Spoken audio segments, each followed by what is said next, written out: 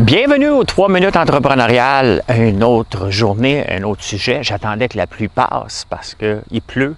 Aujourd'hui, on est en automne, on est en Outaouais. Aujourd'hui, on va parler de entrepreneuriat, bien entendu.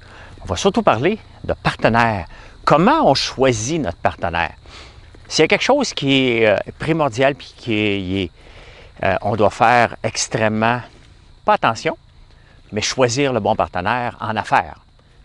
Parce que si vous pensez que c'est difficile de se séparer dans la vie lorsqu'on a une maison à vendre, multipliez ça par 1000 lorsqu'on a un partenaire avec qui on ne s'entend pas. Parce que comment on revend une entreprise, c'est pas évident, presque impossible.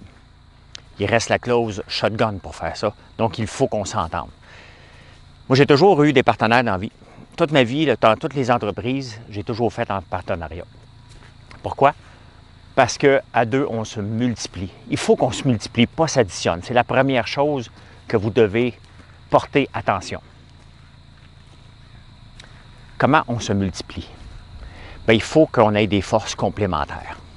C'est la première chose. Il ne faut pas avoir les mêmes forces, il faut qu'on ait les forces complémentaires.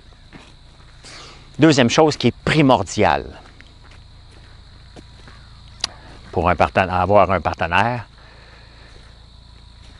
d'être 2 coqs, 3 coqs. Idéalement, il faut qu'il y ait seulement 2 personnes qui dirigent. Tu peux être plusieurs dans l'entreprise, mais il y en a 2 seulement qui peuvent prendre les décisions majeures, sinon on ne s'entendra jamais. Ce n'est pas un consensus, une entreprise. C'est de débattre des points et ça prend des gens dominants. Il n'y a pas à dominer, il n'y a personne qui se lance en affaires pour se faire dominer. Le but de se lancer en affaires, c'est de vouloir changer le monde à notre façon, mais c'est surtout de pouvoir le faire à notre façon. Et si on a un partenaire avec lequel on ne s'entend pas, puis qu'on se fait dominer, nos chances de réussite sont nulles. Donc, comment qu'on le fait? On détermine notre terrain de jeu. Chacun doit avoir un terrain de jeu. Il faut le déterminer. C'est ce qu'on a fait, qu'on a appris rapidement, Georges et moi. C'est quoi notre terrain de jeu, puis à quel endroit qu'on veut aller. Chose la plus importante, et moi, c'est qui est le critère le plus important dans la sélection d'un partenaire, je me pose comme question, en partant, est-ce que j'aurais le goût de prendre un café avec lui puis jaser de la vie? Si on répond oui à cette question-là, il y a une autre sous-question qui vient. Est-ce que je l'inviterais à ma maison de campagne pour jaser de la vie, passer un week-end à faire autre chose que travailler? Parce que quand on est un partenaire et que ça va bien, il n'y a pas de problème. Il ne faut pas choisir un partenaire lorsque ça va aller bien.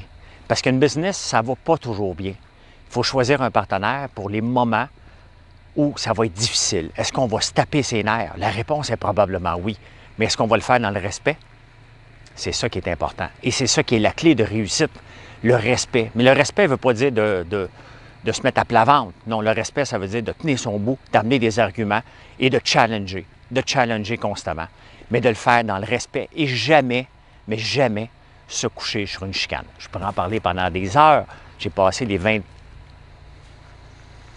dernières années en partenariat, autant avec Bousmi, autant avec Georges, dans plusieurs autres entreprises, autant dans des entreprises que j'ai investies, et ça a toujours été la même affaire. Le respect en premier et les forces complémentaires. Il faut se multiplier. 2 choses importantes. Un coup que ces 2-là sont rencontrés, le reste, on peut lever des montagnes après. Voilà, c'était les 3 minutes entrepreneuriales.